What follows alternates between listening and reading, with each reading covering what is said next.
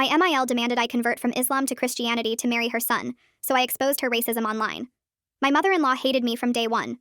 My boyfriend warned her I was Muslim before our first meeting. She served pork, then claimed she didn't know Muslims couldn't eat it. Next visit, she asked me not to wear my hijab in her house because it disrespected Christ. I thought she was joking. She wasn't.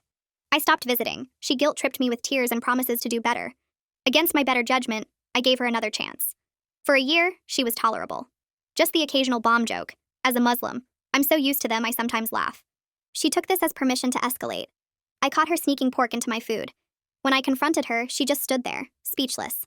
My boyfriend and I left immediately. I went no contact. For a year, she didn't reach out once. Then my boyfriend proposed, and everything exploded. A few months after our engagement, my fiancé sat me down. Mom has a request. She says it's non-negotiable if you want to marry me. What? She demands you get baptized, denounce Islam, and convert to Christianity. I laughed. Is she serious? Completely. Tell her to shove her Christianity where the sun doesn't shine. He hugged me, said he supported me completely. But apparently, he told her exactly what I said, word for word.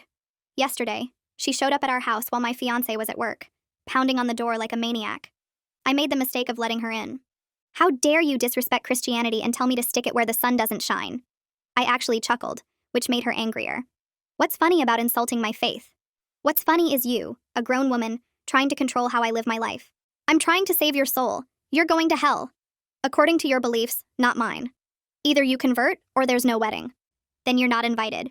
I'll show up anyway and object. I don't care. You're converting. You're acting insane. I'll stop when you convert. I won't have my son marry a smelly foreigner. That was it. I exploded. This is why your husband left you. Your racism and hatred are disgusting. The only reason your son still talks to you is pity. You're pathetic, and everyone knows it. She left in tears, shouting that she'd make sure I convert. Within hours, she'd posted on Facebook about her horrible daughter-in-law, who said such cruel things to her. No context, of course. Just my words and how hurt she was. Family members bombarded us with angry messages. So we made our own post. Detailed every racist incident, every Islamophobic comment, the forced pork, the hijab disrespect. We said anyone supporting her was supporting racism and bigotry. The apologies flooded in. We clarified in another post. She was banned from our wedding. Anyone who objected could stay home too. Her own siblings called her out. Her church friends were appalled. Even her sister commented, "Jane, I've watched you bully this poor girl for 3 years. You're reaping what you sowed." She tried damage control, claiming she was misunderstood and just wanted her son to be equally yoked with a Christian. But people had screenshots of her calling me a terrorist in old posts she'd forgotten about. Then came the comments from other ex-girlfriends of my fiancé. She called me a papist for being Catholic. She said my Hindu family worshipped demons. She literally sprinkled holy water on me when she found out I was atheist. Turns out I wasn't her first victim, just the first to fight back publicly. My fiancé was furious. He called her, and I heard him through the door. "You're done. No wedding, no grandkids, no more chances. You chose hate over your son." She sobbed, begged, promised to change. He hung up. That night, we thought it was over. We'd won. She was out of our lives, the family supported us, and we could have our wedding in peace. This morning, everything felt lighter. We even joked about it over breakfast, how she'd probably end up alone with her hatred for company. But then my fiancé called from work. "Hey, can we talk tonight?" "About what?" "I've been thinking. About Mom and the wedding." My stomach dropped. "What about it?" "I know we said she couldn't come, but she's still my mother. Maybe we should reconsider."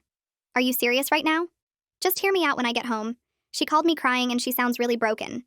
Maybe if she apologized?" "She called me a smelly foreigner yesterday." "I know, but people say things when they're upset. Look, we'll talk tonight. I love you." He hung up. I'm sitting here staring at my phone, praying this is some sick joke. Yesterday he called her toxic. Yesterday he supported me completely. Yesterday he chose me over her. But today he wants to reconsider. 3 years of racism, 3 years of Islamophobia, 3 years of her trying to erase who I am. And one phone call from mommy crying might undo it all? The wedding is in 2 months. The invitations are sent. Everyone knows she's banned. If he's serious about this, if he actually wants to invite her after everything, then maybe I need to reconsider more than just the guest list. Maybe I need to reconsider the whole wedding. I stare at my phone for 20 minutes after he hangs up, my hands shaking so badly I nearly drop it twice. The words, "she sounds really broken," keep playing over and over in my head like some sick recording I can't turn off. I set the phone down on the coffee table and watch my hands tremble in my lap. Yesterday he stood up to her, told her she was done, hung up on her crying. Today, one phone call, and suddenly we need to reconsider. I feel like I'm watching our entire relationship fall apart in real time, and there's nothing I can do to stop it. The engagement ring on my finger catches the light, and I twist it around, wondering if I'll still be wearing it tomorrow. My chest feels tight, and I can't seem to take a full breath. 3 years of racism, 3 years of her trying to erase who I am, and one crying phone call might undo everything.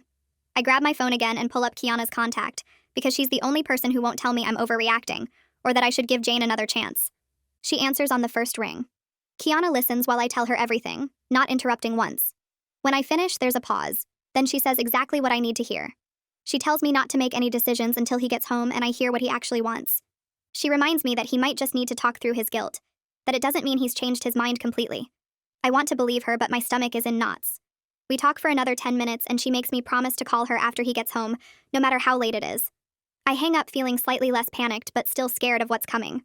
The hours until he gets home feel like days. I spend them pacing our apartment, walking from the living room to the kitchen and back again. Every time I pass the dining table, I see the wedding invitations we addressed last week, stacked neatly in a box ready to mail. We were so confident when we sent those out, so sure that we'd won, and Jane was out of our lives for good. I pick up one of the invitations and run my finger over the raised lettering. We spent weeks picking out the design, making sure it honored both our faiths. Now I'm looking at it wondering if there will even be a wedding. I set it back down and keep pacing. I check my phone every 5 minutes even though I know he won't be home until 6. Time moves so slowly I start to think my phone clock is broken. I make tea I don't drink, turn on the TV and can't focus on anything playing. My mind keeps going back to his voice on the phone, how tired he sounded, how guilty. That guilt is what scares me most because guilt makes people do stupid things. When my fiancé finally walks through the door at 6, he looks exhausted and guilty, which makes my stomach drop all over again. He sets his keys down on the counter and doesn't quite meet my eyes. He sits down at the kitchen table and gestures for me to join him. I sit across from him, my hands folded tight in my lap to keep them from shaking. He takes a deep breath and asks me to just listen before I respond. I nod, but I'm already bracing myself for whatever he's about to say. He starts talking and I feel my whole body tense up. Jane called him at work today, sobbing so hard he could barely understand her. She told him she's been having panic attacks since yesterday, that she can't sleep, that losing him is killing her.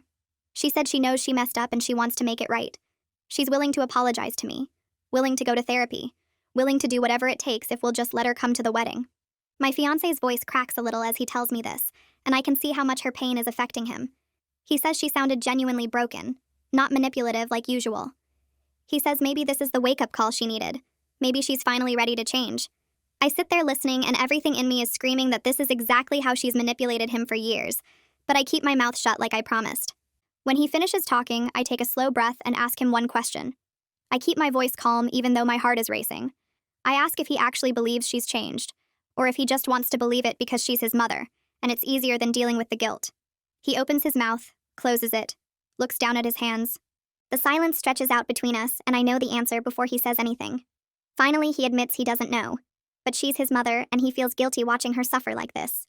I point out that her suffering is the direct result of 3 years of racism and hatred, not something we did to her randomly. I remind him about the pork she snuck into my food, about her calling me a smelly foreigner just yesterday, about her demanding I convert to Christianity. I ask him if he thinks one day of crying erases 3 years of abuse. He gets defensive and says she's trying, that she's never offered to go to therapy before.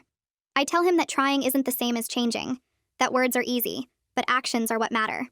We go back and forth like this for 2 hours, the same arguments in circles. He keeps bringing up family obligation, how she raised him alone, how he's all she has. I keep bringing up self-respect, about how I shouldn't have to beg for basic human decency from my mother-in-law. He says she's his mother and I say I'm supposed to be his wife. He says maybe we could set boundaries and I say we've tried that before and she trampled right over them. Neither of us will budge an inch. The kitchen gets darker as the sun sets, but neither of us gets up to turn on the lights. We just sit there in the growing shadows, going in circles until my throat is raw from talking. Finally, I stand up and tell him I need space to think, that I'm staying at Kiana's tonight. He looks hurt and asks if that's really necessary. I tell him yes, it is, because I can't think clearly when I'm this upset and this scared. He doesn't argue, just nods and looks down at the table. That somehow makes it worse because it feels like he's already choosing his mother over fighting for us. If he really wanted me to stay, he'd fight harder. He'd beg me not to go. Instead, he just sits there looking miserable and guilty. I pack a bag in our bedroom, throwing in clothes and my phone charger. My hands are shaking again as I zip the bag closed. When I come back out, he's still sitting at the table in the dark.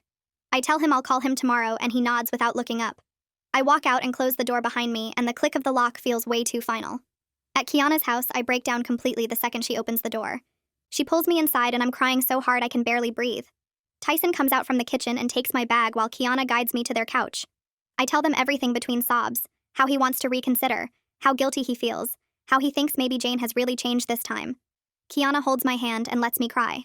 When I finally calm down enough to talk normally, Tyson sits down across from me.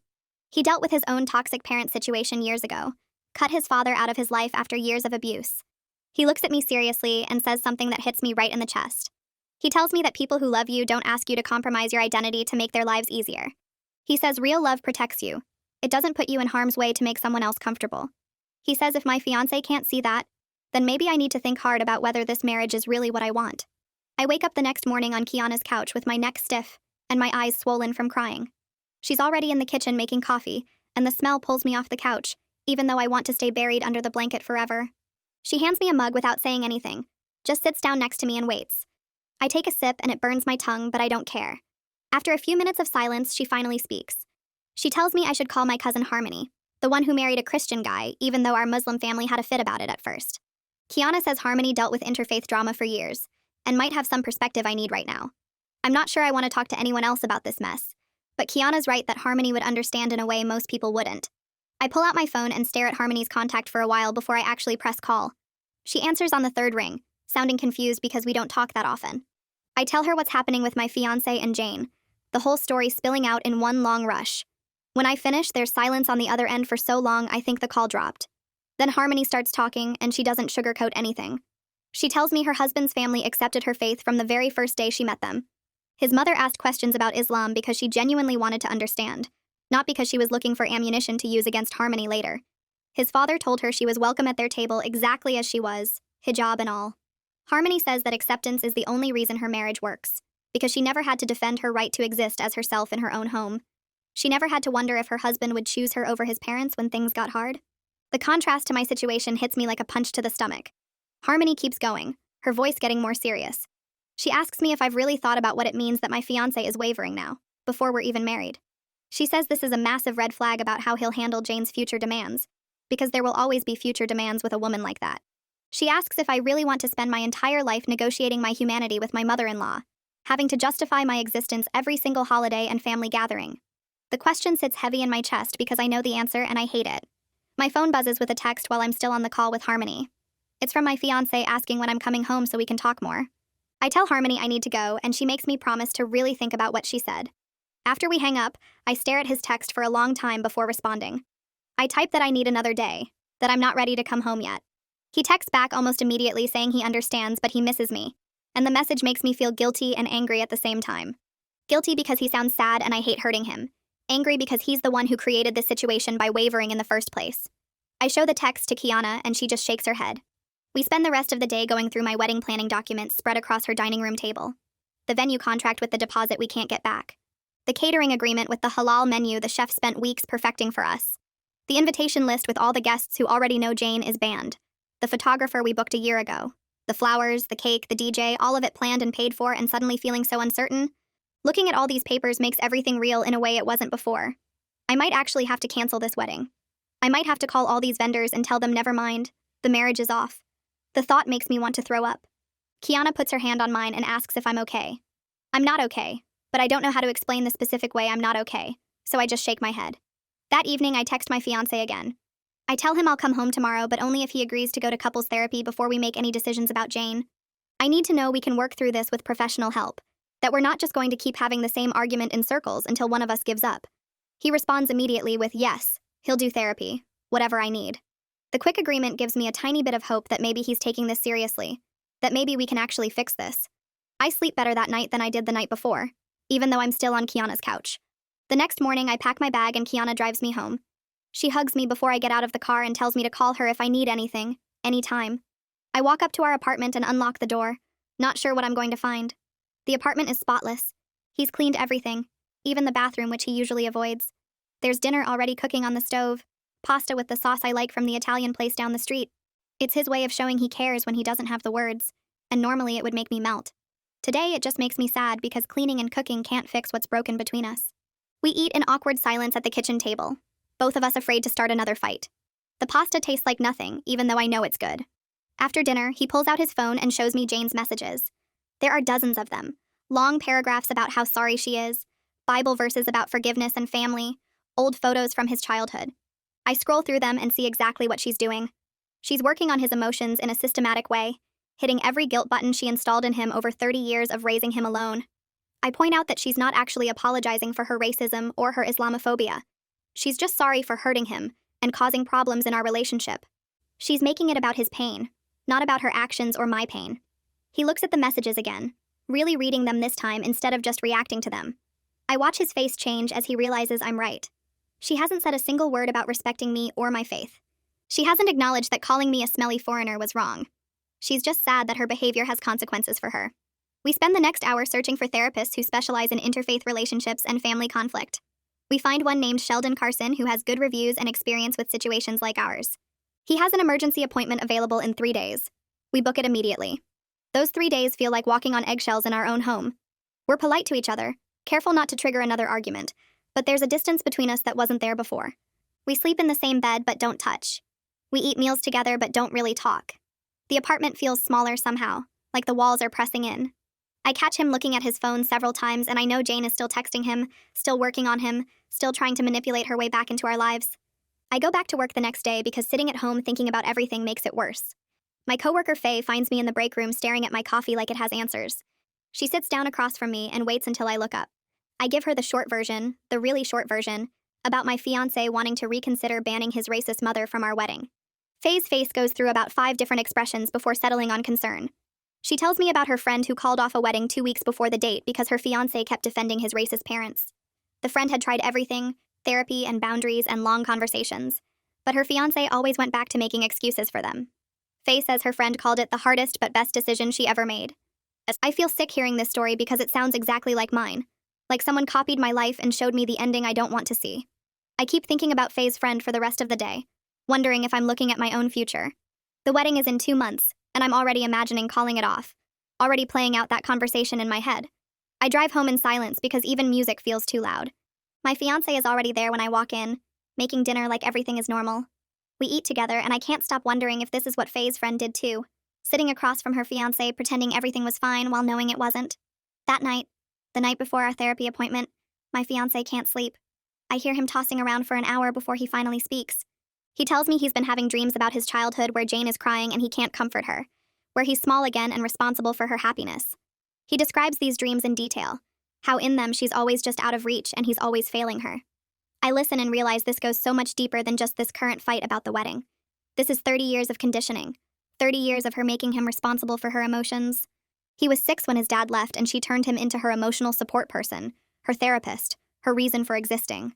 I reach over and hold his hand in the dark, feeling sympathy for the little boy who had to carry that weight, but also feeling scared that the little boy is still running his decisions now. My phone buzzes the next morning while I'm getting ready for work. It's a text from Jane, then another, then 3 more in quick succession. I open them and start reading these long messages about how she's been educating herself about Islam, how she wants to build bridges, how she understands now that she made mistakes. The words sound good on the surface, but the tone underneath is the same condescending voice she's always used with me. She uses phrases like, "I'm learning that you're people," and "I didn't realize your culture," like Islam is some exotic foreign concept instead of a major world religion. She talks about watching a documentary and reading an article like that makes her an expert now. Every message has this undertone of her doing me a favor by trying to understand, like I should be grateful she's putting in this effort. I screenshot all of them and send them to Kiana. She calls me immediately and points out what I already felt but couldn't put into words. Jane is trying to go around my fiancé to manipulate me directly. She's testing to see if I'll respond, if I'll engage with her, if she can create a separate relationship with me that bypasses his boundaries. Kiana suggests I don't respond at all. Just leave her on read and let her wonder. This feels right, but also scary because I know Jane well enough to know she'll escalate. Silence isn't something she handles well. I show the text to my fiancé that night and watch his jaw tighten as he reads them. He didn't know she was texting me. He asks if I responded and seems relieved when I say no. The next day, we sit in Sheldon's office for our first therapy session.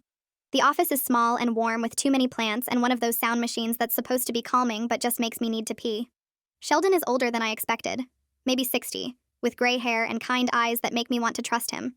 He asks us each to explain what we want from this process. My fiancé goes first and says he wants to find a way to have both me and his mother in his life, wants everyone to get along and be happy together. I feel my stomach drop hearing him say it like that. Like it's possible. Like Jane is a reasonable person who just needs the right approach. When it's my turn, I say I want him to choose me without resentment, want him to set boundaries with his mother and actually keep them, want to start our marriage without her poison seeping into everything. Sheldon writes notes on his pad, and I wonder what he's thinking, if he already knows how this is going to end. He looks up and points out that those two goals might not be compatible. He asks my fiancé directly if he's prepared for the possibility that he can't have both, that choosing me might mean losing his relationship with Jane entirely. The look on my fiancé's face tells me everything. He hasn't seriously considered that outcome. He's been operating under the assumption that there's some magic solution where everyone wins and no one has to sacrifice anything. Sheldon lets that reality sit in the room for a minute before moving on to his next question. He has us do this exercise about family loyalty, where we talk about our earliest memories of learning what family means. My fiancé's voice changes when he talks about being 6 years old and his father leaving. He reveals that Jane raised him alone and made him her emotional support person basically from that moment on. He talks about nights where she would cry and he would try to comfort her, about how she would tell him he was the only good man in her life, about how she made him promise never to leave her like his father did. He's crying now. Actually crying in the therapist's office, and I'm sitting here realizing the guilt of abandoning her isn't about this current situation at all. It's about a promise a 6-year-old made to his devastated mother. It's about 30 years of being told he's responsible for her happiness. Sheldon asks him what it was like being his mother's emotional support at that age, and my fiancé just shakes his head like he can't find words. I reach over and squeeze his hand, because even though I'm angry and scared, I also feel sympathy for what he went through. But then Sheldon says something that changes the whole room. He points out gently that being Jane's emotional support person isn't the same as being her child. He explains that she parentified him, made him responsible for her emotional needs when he should have been allowed to just be a kid. My fiancé looks at Sheldon like this idea never occurred to him before. Like someone just told him the sky is actually green. He sits there processing this new information while I watch his entire understanding of his childhood shift. After the session ends, we sit in the car in the parking lot for 30 minutes. Neither of us wants to drive yet. My fiancé stares out the windshield and admits he doesn't know how to separate his obligation to his mother from his obligation to himself and to me. He says it feels like choosing me means killing her, like he's responsible for her survival. I tell him that's exactly what parentification does. It makes kids feel responsible for their parents' lives. He asks how I know that word, and I tell him I Googled it after Sheldon said it, read 3 articles on my phone while he was in the bathroom. We sit there as the sun goes down and the parking lot empties around us. He asks me if I think he can change, and I tell him honestly that I don't know. But I know he has to want to change for himself, not just for me. He nods and finally starts the car. We drive home in silence, but it's a different kind of silence than before. It feels less like avoiding and more like processing. When we get home, he goes straight to the bedroom and I hear him on the phone. I can't make out the words, but I know from his tone he's talking to Jane. I wait in the living room, my heart pounding, wondering if this is where everything falls apart. I hear him hang up and walk back to the bedroom. He comes out 20 minutes later and sits next to me on the couch without saying anything. I wait for him to explain who he was talking to, but he just stares at his hands. Finally, I ask what Jane said, and he shakes his head like he's trying to clear it. She told him she's been in bed for 3 days, unable to eat or sleep. She said she's been praying constantly for God to change my heart. She claimed she went to her pastor for guidance, and he told her that sometimes you have to let go of what you love most to save it. My fiancé repeats this last part twice like he's trying to figure out what it means. I point out that it sounds like her pastor told her to back off, and she's twisting it into something else entirely. He nods slowly and admits that's probably true, but hearing her voice made him feel like a kid again, like he was responsible for fixing her pain. We sit there in silence for a while, and I can feel the weight of 30 years of guilt sitting between us on the couch. The next evening, Daniele calls while we're eating dinner. My fiancé puts her on speaker, and she sounds furious right from the start. She tells us Jane has been calling family members all day saying I'm persecuting her for her Christian faith. Daniele says Jane is telling everyone that we're trying to erase her beliefs and force her to accept sin. She's apparently created a whole story where she's the victim of religious discrimination, and I'm some kind of extremist. Daniele keeps apologizing and saying she can't believe her own sister would lie like this. My fiancé asks why Jane can't just leave us alone, and I hear actual anger in his voice instead of the usual defensiveness. Daniele says she doesn't know, but she wanted us to hear it from her before other family members started calling. After we hang up, I look at my fiancé and see him directing his frustration at the right person for once. He says he's sick of his mother making him choose between defending her and defending reality. The relief I feel is so strong it almost makes me dizzy. Our second therapy session happens 3 days later, and Sheldon asks my fiancé what he thinks will happen if Jane comes to the wedding. My fiancé starts to say she'll behave because it's such an important day, but then he stops mid-sentence. He sits there quiet for a long moment before admitting he has no actual evidence she'll control herself. Sheldon nods and asks what evidence he does have about how she behaves in important situations. My fiancé lists the pork incident, the hijab comment, showing up at our house screaming, the Facebook posts, calling family members with lies. As he talks, I watch his face change like he's seeing a pattern he never noticed before. Sheldon asks if there's any reason to believe the wedding would be different from these other situations, and my fiancé can't come up with an answer. Then Sheldon turns to me and asks what I'm most afraid of regarding the wedding. I tell him I'm scared Jane will object during the ceremony or cause a scene during the reception. I describe how every time I think about walking down the aisle, I picture her standing up and shouting about how I'm leading her son to hell. I explain that this fear is poisoning what should be the happiest day of my life, and I can't even enjoy planning anymore. My fiancé looks devastated as I'm talking, and I can see him realizing what his wavering has cost me. He reaches for my hand and squeezes it hard like he's trying to communicate something he can't say out loud yet. Sheldon lets us sit with that feeling for a full minute before he speaks again. He gives us homework before we leave. My fiancé has to write down every boundary Jane has violated, and what he did in response each time. I have to write down what I need from him to feel safe moving forward with the wedding. Sheldon says to be specific and honest even if it feels harsh or scary. We drive home in silence, and I can tell we're both dreading this assignment. Working on the homework over the next few days is brutal for both of us. I sit at the kitchen table while my fiancé works in the bedroom because we agreed we needed space to think clearly. I can hear him in there sometimes making frustrated sounds or getting up to pace. When he finally shows me his list 3 days later, it's 3 pages long in his small handwriting. He keeps stopping as I read it to say he can't believe he let her do certain things. There are incidents I didn't even know about, like the time she told his college girlfriend that he was only dating her to rebel against God. Or when she showed up at his first apartment and rearranged everything because she said it was decorated like a bachelor who didn't know Jesus. He wrote down at least 15 times where he either made excuses for her or tried to smooth things over instead of setting boundaries. Reading it makes me sad for him and angry at her in equal measure. My list is shorter but clearer. I need him to tell Jane she's not invited to the wedding and stick to it no matter what she says or does. I need him to block her number for at least 3 months so we can start our marriage without her constant interference. I need him to commit to ongoing therapy both for us as a couple and for himself individually to deal with how she raised him. I also write that I need him to stop making excuses for her behavior or trying to translate her cruelty into something more acceptable. When I show him the list, he reads it twice and then nods slowly. He doesn't argue with any of it or try to negotiate. He just says these seem fair and he'll do them. At our next session, Sheldon has us share our homework out loud. My fiancé goes first and he starts crying halfway through reading his list. His voice breaks when he gets to the part about how she made him feel responsible for her happiness after his dad left. He says he feels like he's been in a fog his whole life and is just now seeing how strange his relationship with his mother actually is. Sheldon asks gentle questions about specific incidents, and my fiancé keeps saying he thought that was just how mothers and sons were supposed to be. I reach over and hold his hand while he cries, because even though I'm angry about his wavering, I also feel sympathy for what he went through growing up. When it's my turn to share my list, I read it clearly and firmly. My fiancé listens without interrupting, and when I finish, he tells Sheldon that everything I wrote is reasonable. Sheldon asks him what he wants his relationship with Jane to look like in 5 years. My fiancé thinks for a long time before answering. He says he wants to be able to see her occasionally, but not have her control his life or his decisions. He wants to be able to tell her no without feeling like he's killing her. It's the first time I've ever heard him talk about wanting actual distance from her, instead of just managing her better. Sheldon writes something down and tells us this is significant progress. 2 days before our 4th session, my fiancé gets a text from his mother asking what time our therapy appointment is. He didn't tell her we were going to therapy and definitely didn't tell her when. We realize she must have gone through his phone records or followed us or something equally invasive. He doesn't respond to her text, but we both feel uneasy about her knowing. When we arrive at Sheldon's office for our appointment, Jane is sitting in the waiting room. She stands up when she sees us and starts walking toward my fiancé with her arms out like she expects a hug. Security appears immediately because apparently Sheldon warned the front desk this might happen. 2 security guards ask Jane to leave and she refuses. She starts shouting about how we're turning her son against her with lies, and therapy is brainwashing. She yells that she has a right to save her son from making the biggest mistake of his life. The security guards take her arms and walk her toward the exit while she screams the whole way. Other people in the waiting room stare at us and I feel my face burning with embarrassment. My fiancé just stands there frozen watching his mother get escorted out like she's a stranger he's never seen before. Sheldon's office feels different now. The calm, safe space where we'd been slowly working through everything just witnessed Jane at her absolute worst.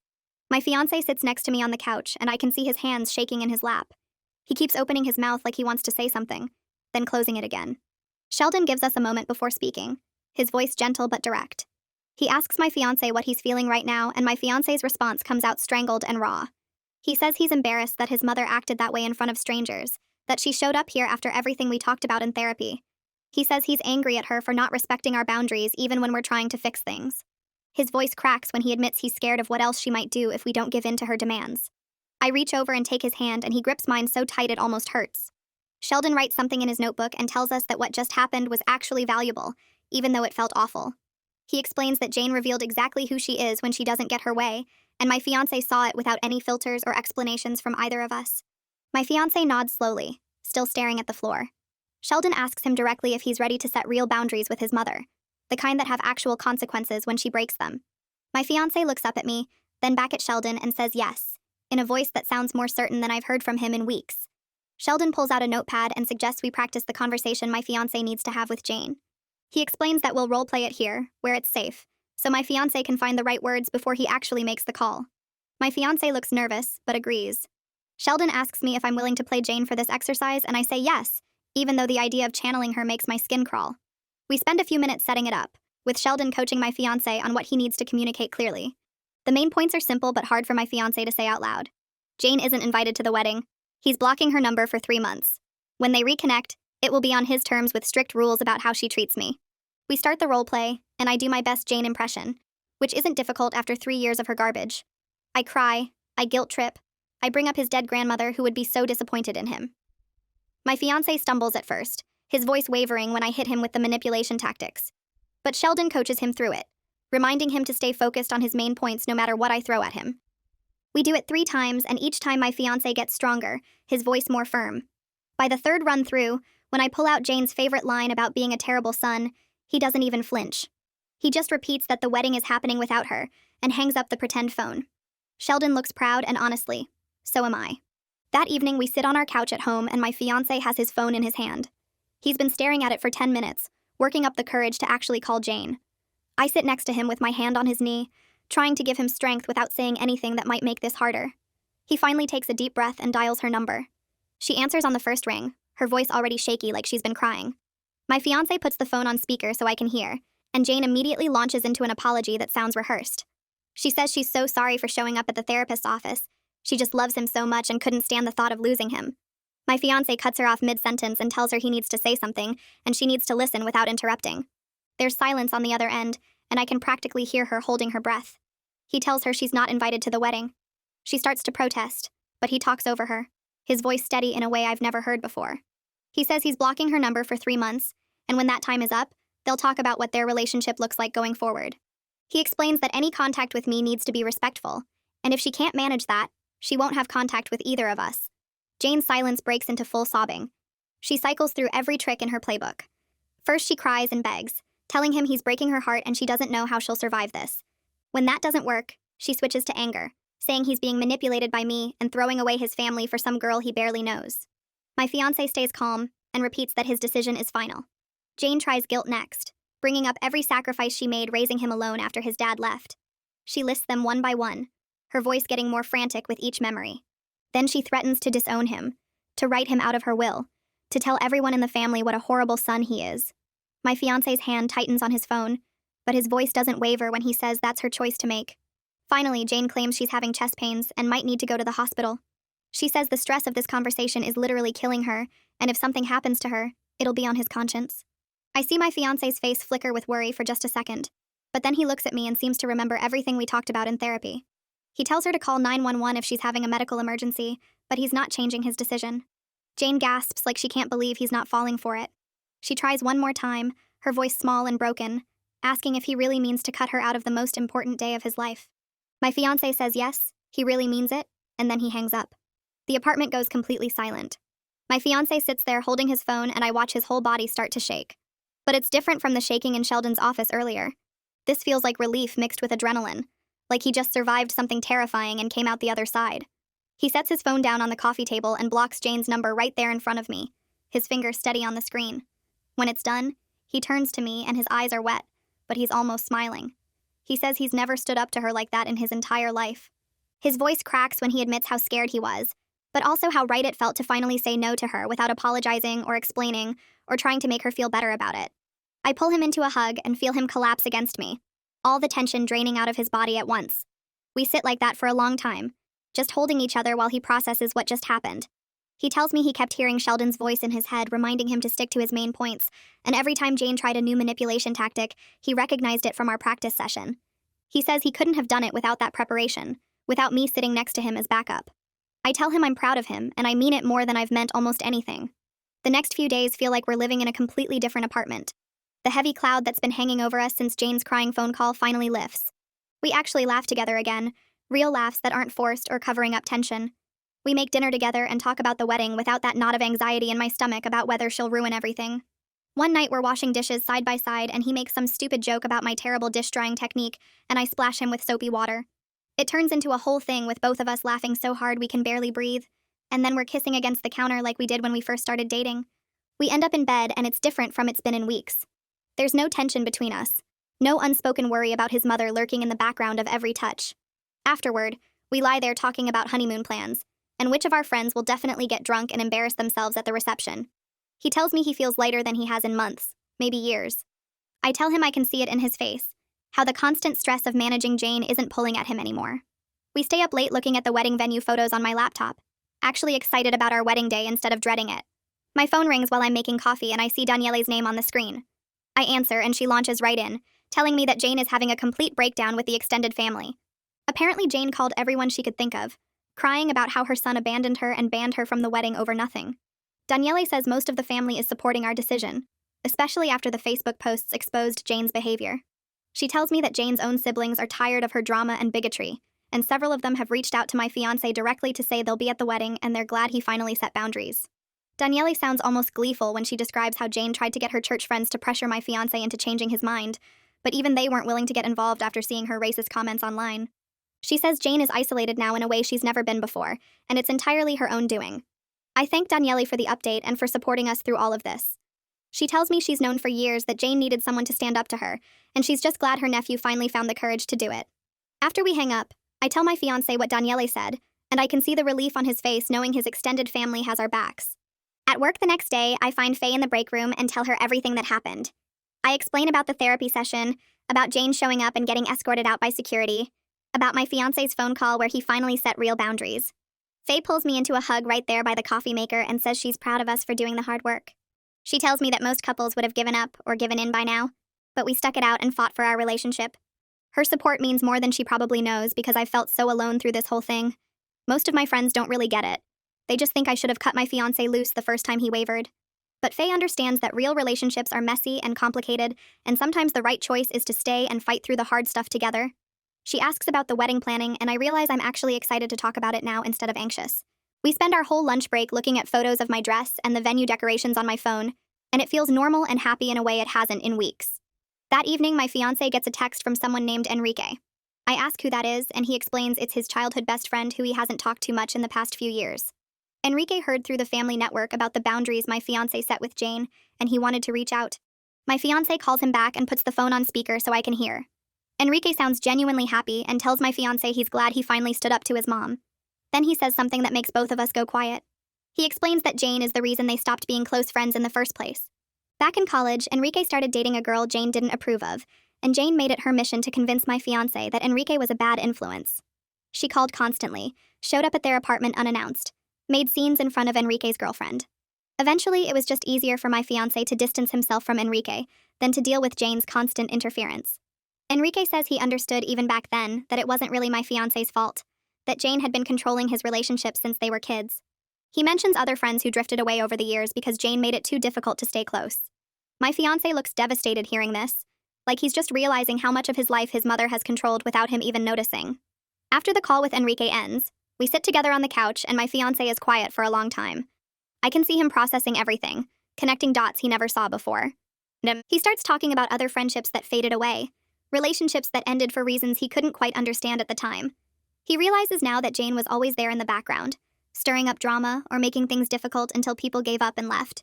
He tells me about his ex-girlfriend who Jane called a demon worshiper because she did yoga and read tarot cards, about his college roommate who stopped coming around after Jane accused him of stealing, about the girl he dated in high school whose family Jane spread rumors about in church. Each story makes me understand his struggle better, makes me see how deep Jane's manipulation goes. This wasn't just about me and our wedding. This has been his entire life, with Jane systematically cutting him off from anyone who might challenge her control over him. I feel more compassion for how hard this has been for him, how much courage it took to finally break that pattern. We talk late into the night about what we want our family to look like, the kind of home we want to build together. He says he wants our kids to grow up surrounded by people who love them without conditions, who celebrate their choices instead of trying to control them. We make plans for building our own traditions separate from Jane's toxic influence, for creating a life that's actually ours instead of shaped by her demands. By the time we finally go to bed, I feel closer to him than I have in months, like we're finally on the same team fighting the same battle instead of pulled in different directions. Our next therapy session with Sheldon happens on a Thursday afternoon, and we both feel lighter walking in than we have in weeks. Sheldon greets us with his usual calm smile and settles into his chair across from us.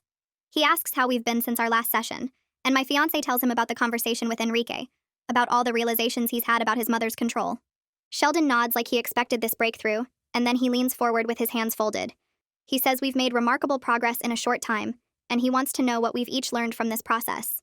My fiancé goes first, and his voice is steady when he speaks. He says he learned that loving someone doesn't mean accepting their abuse, that he can care about his mother while still protecting himself and me from her toxicity. He talks about how he always thought setting boundaries meant he was being cruel, but now he understands that boundaries are actually an act of love for himself and for our relationship. I feel proud of him as he speaks, seeing how much he's grown in just a few weeks. When it's my turn, I tell Sheldon that I learned my partner's willingness to grow is more important than his starting point. I explain that I was so focused on the fact that he wavered, that he considered letting Jane back in, that I almost missed seeing how hard he was working to change those patterns. I say I learned that growth isn't linear, that sometimes people need to stumble before they can really move forward. Sheldon looks pleased with both our answers, and he tells us that the work we've done together shows real commitment to building a healthy foundation. We spend the rest of the session talking about our future, about what happens after the wedding. My fiancé brings up the fact that Jane will probably try to resurface eventually, that she won't just disappear forever. I agree, and I tell Sheldon that I'm worried about how we'll handle it when she does try to worm her way back in. Sheldon asks if we'd be interested in continuing therapy after the wedding, as a way to keep building the tools we'll need for those future challenges. We both say yes immediately, and it feels good to know we won't be facing this alone. Sheldon says he's confident in our foundation now, that we've proven we can work through hard things together.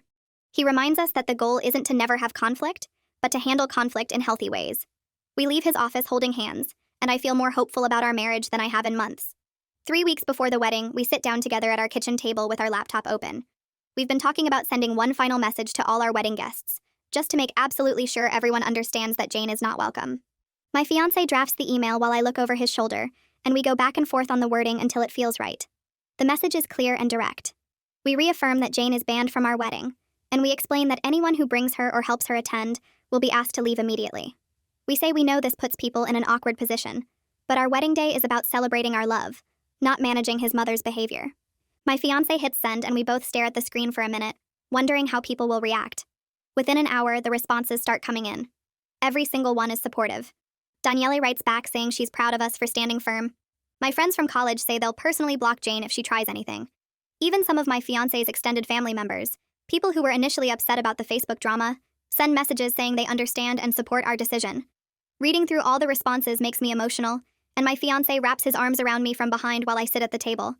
He whispers that we're going to be okay, that we have so many people on our side. A few days later, my cousin Harmony and her husband drive up to help with final wedding preparations. Seeing them walk through our door feels like a relief, like having backup arrive when you've been fighting alone for too long. Harmony hugs me tight and tells me she's been thinking about us constantly since we talked on the phone. Her husband shakes my fiancé's hand and immediately starts helping us organize the seating chart we've been struggling with. Over dinner that night, Harmony and her husband tell us stories about their own interfaith wedding, about the challenges they faced with both their families. Watching them together, seeing how solid their marriage is after 5 years, gives me real hope for our future. Her husband turns to my fiancé at one point and says something that really lands. He says standing up to toxic family isn't a one-time event. It's an ongoing practice. He explains that even now, years later, he still has to set boundaries with certain relatives who don't respect Harmony's faith. My fiancé listens carefully, and I can see him absorbing this perspective, understanding that what we're doing now is just the beginning of a lifelong process. The next weekend, Kiana and Tyson host a small pre-wedding dinner for us at their house with our closest friends. Walking into their home and seeing all these people we love gathered together makes me want to cry happy tears. Kiana has cooked this amazing meal, and Tyson sets up the dining room so we can all sit together. During dinner, people take turns standing up to toast us, and every speech is about our courage in protecting our relationship. One of my friends from work talks about how inspiring it's been to watch us set boundaries with Jane. Another friend says she learned from our example that it's okay to cut off toxic family members. My fiancé squeezes my hand under the table, and when it's his turn to speak, he thanks everyone for being the family we chose. He says he finally understands the difference between blood relatives and real family, and that everyone in this room is real family. I look around at all these faces, people who actually respect and love us, and I feel surrounded by support in a way I've never experienced before. The next week, the imam I've known since childhood comes to our apartment to discuss the Islamic part of our ceremony. I've been nervous about this meeting because I want my fiancé to understand how important these traditions are to me, and I'm worried he might feel uncomfortable or out of place. But from the moment the imam arrives, my fiancé is engaged and respectful. He asks thoughtful questions about what each part of the ceremony means, about why certain prayers are recited, about how he should participate. The imam explains everything patiently, and I can see my fiancé genuinely trying to understand and honor my faith. At one point, the imam talks about the importance of mutual respect in an interfaith marriage, and my fiancé nods seriously. He tells the imam that he's committed to supporting my practice of Islam, that he wants our future children to know both our traditions. Hearing him say this, seeing how much effort he's putting into understanding what matters to me, I realize this is everything I wanted from the beginning. This is what I needed from Jane and never got. This basic respect for who I am. 2 weeks before the wedding, we're lying in bed one night when my fiancé turns to me with this sad look on his face. He admits that he feels sad his mother won't be at the wedding, that despite everything, there's a part of him that wishes things were different. I feel a rush of sympathy for him because I can see he's genuinely grieving. I hold him while he talks about the mother he wishes he had, the one who would be excited about our wedding instead of trying to destroy it. He cries a little and I just let him, rubbing his back and listening. He says he knows Jane being banned is necessary, that he's not questioning that decision, but he needed to acknowledge the sadness anyway. I tell him it's okay to grieve, that wanting a better mother doesn't mean he has to accept the one he actually has. We stay like that for a long time, and I feel closer to him in this moment of vulnerability than in any of our happy moments. A few days later, we get a letter in the mail from some of Jane's church friends. The envelope has a return address I don't recognize, and when we open it, there's this long letter about prayer and reconciliation. The people who wrote it say they've been praying for our family, and they hope we'll reconsider banning Jane from the wedding. They quote Bible verses about forgiveness and honoring your parents. My fiancé reads the whole thing out loud, and by the end, we're both just tired. We look at each other, and without saying anything, we both walk to the kitchen trash can. My fiancé tears the letter in half and drops it in, and I throw the envelope in after it. He says he's done letting other people's opinions dictate our choices, and I tell him I'm proud of him. We don't talk about the letter again. The week of the wedding arrives, and suddenly everything starts coming together in this beautiful way. The halal catering company calls to confirm our menu, and they've added this special dessert as a wedding gift. The venue coordinator sends photos of how they've set up the space, and it looks perfect. My fiancé and I sit together reviewing the interfaith ceremony script one more time, making sure it honors both our traditions equally. Reading through the vows we wrote, seeing how we've blended Islamic and Christian elements in a way that respects both, I feel genuinely excited instead of anxious. For weeks, the wedding has felt like this source of stress and conflict, but now it's starting to feel like what it should be, a celebration of our love. My fiancé looks up from the script and asks if I'm happy, and I realize I actually am. The day before the wedding, my phone rings, and it's Daniele. She says she wanted to call and wish us well before the big day. We talk for a few minutes about last-minute details, and then her voice gets more serious. She mentions that Jane has been unusually quiet lately, that she hasn't been posting on Facebook or calling family members. Daniele says this worries her more than Jane's usual drama, because quiet Jane is unpredictable Jane. She warns us to stay alert tomorrow, to make sure security at the venue knows what Jane looks like. But then she promises that if Jane does try anything, Daniele will run interference. She says she and some of the other family members have already agreed they'll physically block Jane if necessary. Hearing this makes me feel protected, and I thank her for having our backs. After we hang up, I tell my fiancé about the conversation, and we agree to give Jane's photo to venue security first thing tomorrow morning. I wake up on my wedding morning and everything feels different. The panic that lived in my chest for weeks is gone. I stretch in bed and realize I'm not scared anymore. Kiana knocks on the door and comes in with coffee and this huge smile. She says we have 3 hours to get me ready, and she's going to make sure I look perfect. We sit on the floor of the hotel room and she starts laying out my wedding clothes.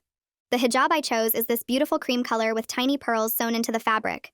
When I hold it up, I feel proud instead of defensive. For 3 years, Jane tried to make me ashamed of who I am, and I never let her win. Kiana helps me with my makeup, and keeps making me laugh with stories about her own wedding disasters. She tells me that watching me stand up to Jane changed how she thinks about her own boundaries with difficult people. By the time I'm dressed and she pins my hijab in place, I feel ready. I look in the mirror and see exactly who I want to be. The ceremony starts at 2, and when I walk into the venue, I see everyone we love sitting there waiting. Our imam stands on one side of the altar and the minister we chose stands on the other. They smile at each other like old friends even though they just met yesterday. My fiancé turns around when the music starts and his face does this thing where I can see he's trying not to cry. I walk down the aisle and nobody objects. Jane is not here. She didn't show up to cause problems or make a scene. The ceremony is exactly what we planned. The imam reads verses from the Quran about love and partnership. The minister talks about two people from different backgrounds building something new together. When we say our vows, I promise to respect his beliefs, and he promises to protect mine. Everyone in the room is crying by the end.